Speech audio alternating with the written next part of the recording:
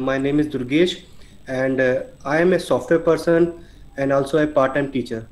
So let me start with the topic. So what I'm going to give a demo is on the squares as well as the square roots. And we will start with the square numbers. Then we will try to understand what are square roots. And after discussing both the concept, we will look at the real world examples. And at last, I will discuss few examples on perfect square numbers. So let's get started. So I'm restarting from the scratch Yeah. what I'm going to discuss. So my about square numbers as well as square roots, and that we will discuss in the later part of the session. So let's talk about square numbers. Suppose if I multiply two similar numbers, then we get a square number.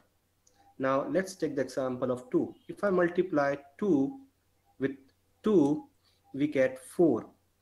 So 4 will be a square number. The other example of square number can be if I multiply 3 with 3, we get 9. So 9 will be a square number. So if I generalize my definition, suppose my number is n, and if I multiply with n itself, we get m.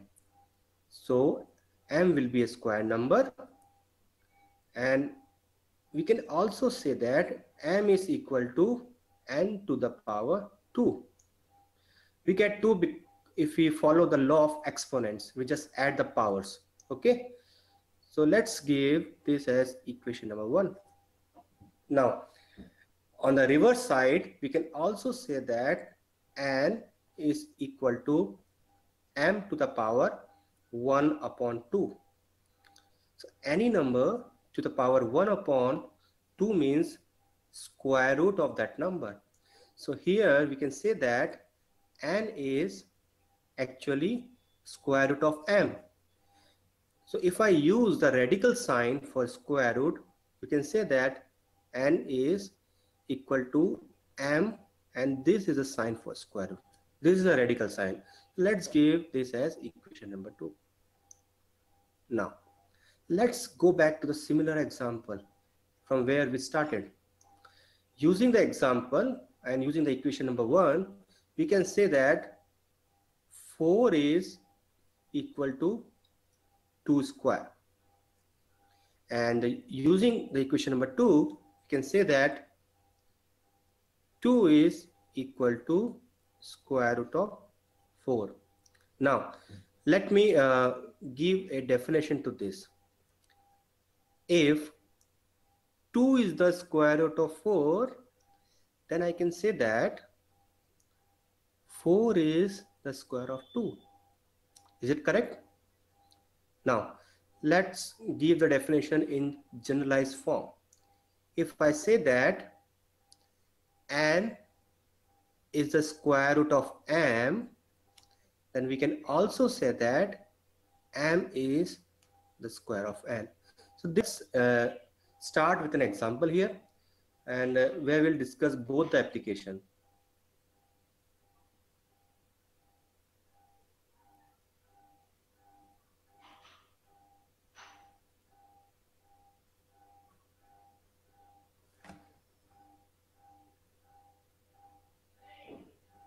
Okay, so let me pick an image here.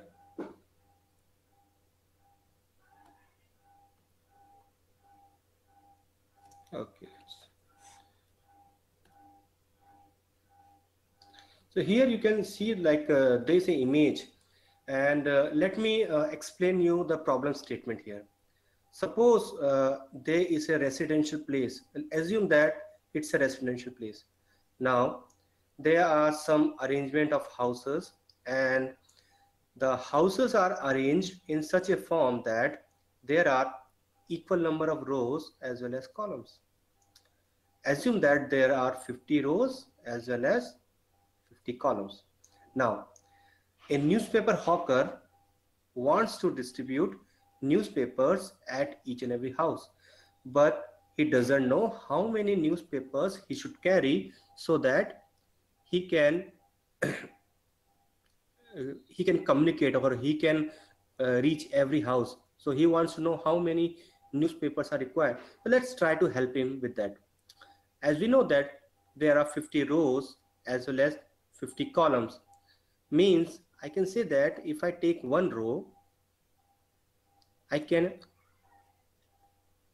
have 50 number of houses. Now if I take all 50 rows, then how many houses will be there? Yes, it will be 50 times 50. And what is 50 times 50? It is equal to 50 square. Or if I solve this, I can tell that 50 square is 2500. So there are 2500 newspapers he needs to carry, or there are 25 number of houses there. Let's go back to 2500 and let's see the what is 50 square. 50, what is 50? If you see 50, it is actually the total number of rows as well as the total number of columns. Means if I have an arrangement of object in such a way that the total number of rows and the total number of columns are equal, then squaring either row or column will give me the total number of objects. So instead of houses, you might have the people standing in 50 rows or 50 columns, or there can be 70 rows or 70 columns where you have some arrangement of people. So you just need to take square. This is how taking square will help you in solving your problems. Now let's go ahead and try to look at one more problem here.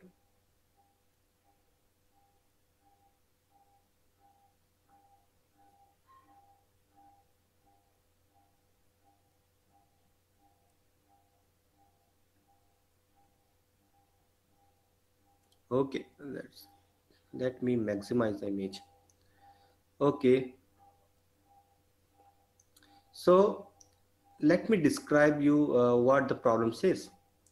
See, suppose I have some number of houses. Suppose these are the number of houses, and there is some construction company. Now the construction company wants to create these number of houses in such that they will occupy equal number of rows as well as equal number of columns. And suppose the total number of houses are 2500, and what the problem statement says that we have to find the total number of rows as well as the total number of columns. So let's try to find how the arrangement is to be done. Suppose that there are n number of rows as well as n number of columns. Means if I take one row, there will be n number of houses. Now if I take all rows, so the total number of rows are n. If I take all n rows, the total number of houses will be n times n, which is equal to n square. Now if we go back to the problem, the total number of houses that needs to be constructed are 2500. So I can equate n square to 2500. So if we solve this, we can say that n is equal to either plus 50 or minus 50. But in the real world, we know that minus 50 is, or if we count something, negative number is not applicable. So we can cross it. So our total number of rows will be 50. Means what we have done is, to get our answer, we have just take the square root of the total number of objects. It means that if some count is given or the objects are given, and we have to find how the things are to be arranged, taking the square root will provide us the correct and the better result. So this is how I will end my demo here, and thank you so much.